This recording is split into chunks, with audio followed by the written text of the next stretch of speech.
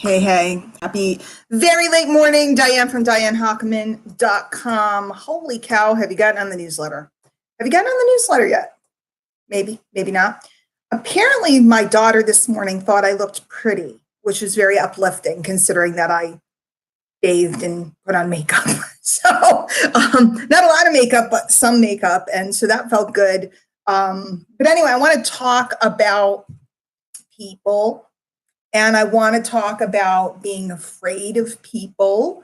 And I want to talk about having a home or small business and yet being afraid of people. By the way, I was one of those folks. Started a network marketing business, did the friends and family thing, actually did well because, my sponsors had a great story and, it was very compelling. And then I ran out of those guys and the holidays came and stuff. And then all of a sudden, I had to talk to people. And my being afraid of people, and I had zero confidence, zero self-image. I hated the way I looked.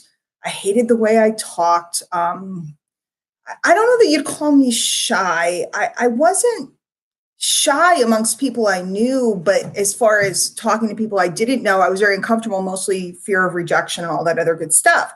So here I am. I need to make money. I don't want to go back to my job. And I am petrified of people. And that's what I see largely with folks that come through my classes.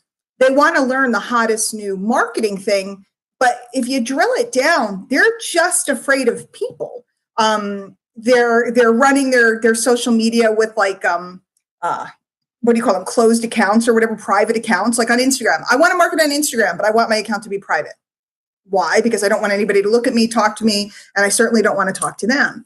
I want to run a business on Facebook, but I don't want to say anything about business because the people that I do know might judge me, and I don't want to meet anybody I don't know. So and I'm not making fun because I was the same. It was like, I want to run a business, but back then there was no internet like this. So I don't want to prospect. I want to run a business and I don't want to talk to anybody on the phone. I want to run a business, but I don't want to talk to people because bottom line, drill it down, I was afraid of people. So what I did, see if you recognize yourself in this, and again, I'm going to say it a million times, I'm sharing my experience and how I got past it. I'm not throwing stones. Sometimes when people are sensitive, they interpret this as I'm picking on them or giving them a hard time, and I am 100% not. I'm trying to embrace you and show you how I figured it out. So hopefully we can agree on that. I hung out with the folks I was doing business with a lot. This is old school network marketing. This was back in the day. This is pre-internet, etc. The internet existed. So I just want to make it clear because I don't want people to time frame doesn't make sense. There was no video. There was no audio. There was barely even images on the internet at the time. So what I did was my upline was fairly far, but I spent as much time as I possibly could with them because the more I hung out with them, the more confidence I got. And I watched them and it wasn't terribly hard what they were doing. It was just that I was scared. In fact, what they were doing was super simple. It was just that I was scared. You ever see somebody that you think is like dumb as a stump and they're making gobs of money? The reason why is because they're just not scared. So you don't have to be Einstein to run a home business. You just have to not be afraid of people in some capacity, and we'll talk about a couple of capacities. I also, for a while, I decided that I was going to become like the know-it-all that knew everything about my product and company so that people inside the company would like me and come to me for information. I trained other people's people. And of course, nobody stopped it because the training was good. Maybe you're one of those people. Are you training the whole world, but you're not making any money? Danger zone, right? I became like the person that knew everything about everything, which was goofy, but I knew all the ingredients of the products and who could take it and what the dosage was and all that stuff and what everything was good for and all the different combinations. And people would call me and go, so-and-so's not losing weight. And I'd ask them some questions and I'd give them a new regimen and everybody would be like, oh, thank you. Still not making any money because I was taking care of everybody else's people because I didn't not like people. I liked helping people. In fact, I wanted to help people. I was just afraid of the sales aspect and connecting with people. So one, I hung out with people that were doing what I wanted to do. Two, I went out, and a mentor taught me this. And you've probably heard me say it before, but I'll say it again because it's really valuable. And nobody does this when I teach them. And they go for years not moving past this. Maybe it's now, maybe this year, this is your time. I went out and I practiced talking to strangers in places where the strangers had to talk to me. So I would go to the mall and I would talk to salespeople and I would practice learning about them or asking them questions or complimenting them, not fake compliments. Guys, don't compliment my earrings if you don't like my earrings. If you do like my earrings, feel free to compliment them. So I'd go in a store, and if I happen to know the store was really well run and I noticed the person was the assistant manager, I might say, wow, this store is so clean. The one in the other mall is always a mess. You know, you guys are doing a great job. What a great staff.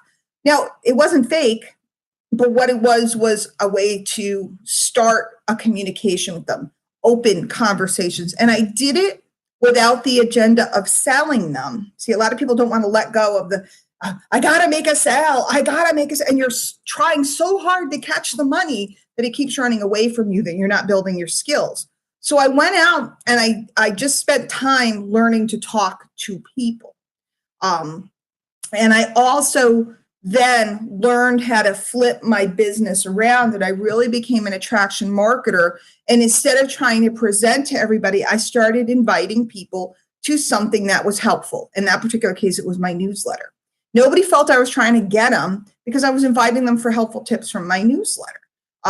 So I wasn't trying to bring them direct to the business. I was trying to bring them into an environment where I could expose them to my business.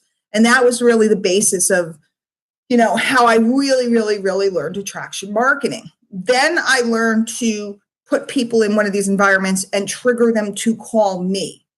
So I would drop a message out in the email and say things like, hey, I have a couple of hours this afternoon. I'm going to be home by the desk.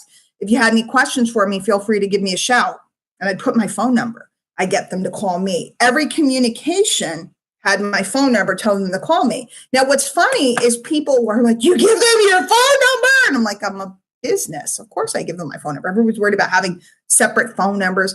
The truth is that even today, my phone number's everywhere. My phone number's on my Facebook profile. My phone number's on my email newsletter. My phone number's all over the place. It's on my Instagram. I rarely get phone calls from people because people like to talk on text and they like to talk on Messenger and stuff.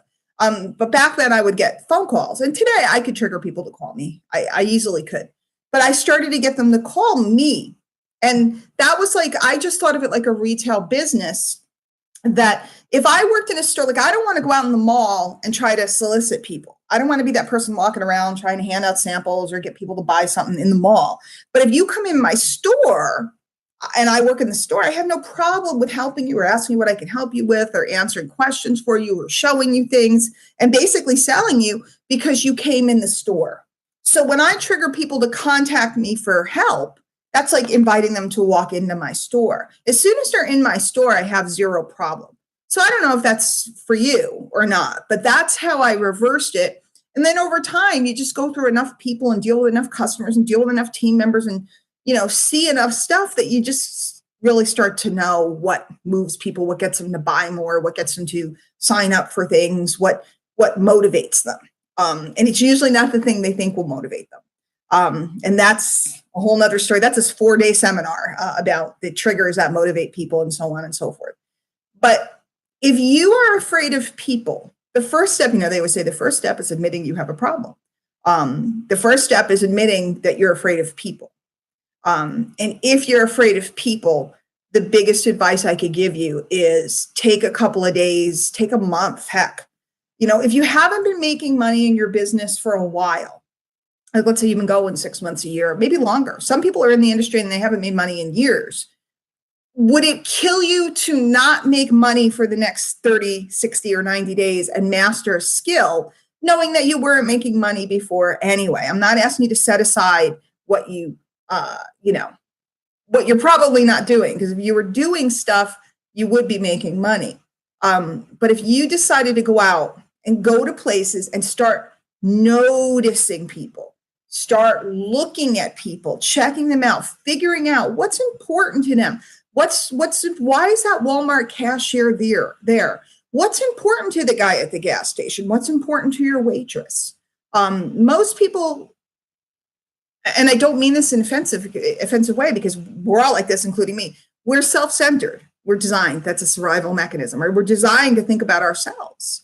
And so the minute you flip and become more interested in others, and you start paying attention to others and listening to others and noticing others, you become insanely attractive. And once you learn how to do that, you can do that online, offline, inline, outline, up, like that. You can do it anywhere you want. So that's what I recommend. If you are afraid of people like I was, take a month and start going out, or you could do it online from the comfort of your home. Most people message you and they want something. Start serving people. Even my own group right now, I'm trying to teach them how to post in a way that serves. And it's very hard because they're nervous. It's because they're afraid of people. Post something that's helpful. What have you learned that might help someone else? What have you, what do you know? What do you have available that would help someone? And or get involved in conversations and actually pay attention. Learn how to use a CRM, a customer relationship manager, and take notes on people, even though they're not your customers yet. Sally has 2 kids. One of them's into ballet, one's in baseball. She also is thinking about getting a goat. This way, you can have conversations with people because you've noticed them. If you have to take notes, take notes. Some people are real good at this and don't need to take notes on people. Other people always take notes. And in fact, it's funny, I just did an event. I shared the stage with Ray and Jess Higgin and Todd Falcone, and Todd did a training about relationships. And Todd said he has notes on everybody he meets, and how he keeps in touch with people. I'm sure Todd has his training available somewhere. Just go over to toddfalcone.com. I think it's toddfalcone.com, or it might be, I don't know, Google him, you'll find him, or I'll put it here. He told us that he keeps in touch with people and just texts people or dials people just to say hi without an agenda. And I can attest to that because at least once, I see Todd at events at least a couple times a year, but at least once or twice a year, the phone rings, there's his caller ID, and it's Todd. Hey, Todd, how you doing? What's going on? And he just keeps in touch with people just to have relationships. And that's your goal, guys. When you build a massive warm market, and that's why I love social media, because you can build the biggest warm market. People who did network marketing in the 90s would salivate, would give their eye tooth to have available what we have. When you build your warm market massively, you invite them into environments that can help them, Facebook groups and newsletters and so on. And then you drop things that are available, that are helpful to that particular group. They're going to buy. It's just not that hard. It's the same with, recruiting. When you keep in touch with people and you follow up with people, and then you're continually in front of them, what happens is when it's their time, they come back to you because, people come to me every day and say, you know what, I really want to do attraction marketing. You're the one. You've been teaching about it for years. You're the one. And sometimes I've known them for a month, 3 days. Sometimes I've known them for 13 years. Doesn't matter. What matters is we're continually meeting, connecting. And when you think of follow-up, don't think of follow-up to try to get the sale. Think of follow-up to build the relationship. And you just want to make sure they know what you do. Sometimes the follow-up leads to a great referral, not to a sale from that person.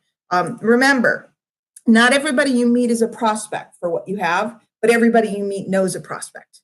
And that's really why the relationships are so critical. So I understand being afraid of people, but you don't have to be afraid of people anymore. With today's tools, with what we have available, you can control the whole situation. And it's pretty cool. If I can help you at all, first of all, make sure you subscribe to the channel, hit subscribe, hit the bell, hit the newsletter, DianeHockman.com. If I can help you, reach out to me. I have courses, I have classes, I have memberships for people to work with me, protege program where people can work one-on-one with me. So get a hold of me if I can help you at all. All right, I'll see you guys later. Bye.